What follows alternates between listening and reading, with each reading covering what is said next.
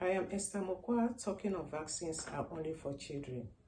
Through anthropological research in villages in South and Eastern Sierra Leone, I try to understand delays in the uptake of vaccine for COVID-19, not as vaccine hostility, but as a product of recent history in which vaccinating adults was not common. Vaccination is not a new idea to Africans.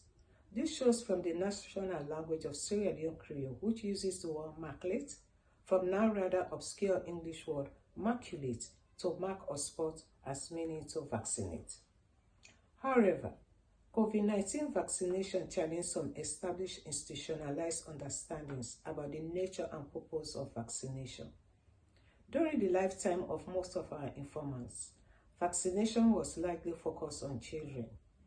A vaccine campaign focused on older adults, with children excluded on grounds of precaution, seems strange and worrying.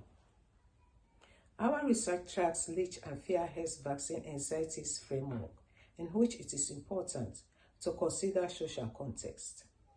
We began by considering local traditions, such as the insertion of some herbs with a knife into body tissue for protection against snake bites, food poisoning, etc.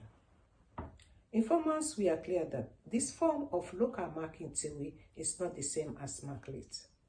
They understood marklate to be a distinct and valid set of practices associated with scientific medicine, but one which had acquired local associations as well through Sierra Leonean contributions, perhaps notably the smallpox control advocated in the 19th century by Dr. James Africanus Houghton.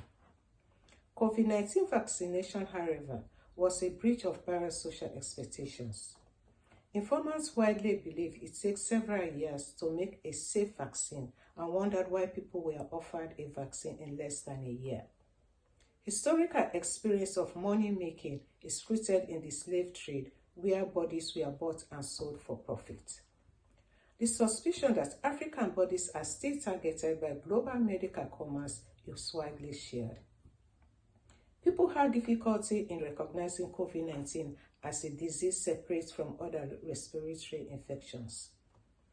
Others thought the bylaws for COVID-19 would be just as effective as the bylaws for Ebola, and only later realized bylaws do not really control COVID-19 in the same way. Our conclusion is that vaccine campaigns need to be more thoroughly grounded in the local historical experiences and cultural understandings of the communities concerned. In particular, the paradox of a vaccine needed by older people but withheld from the young on defensive ground requires better explanation.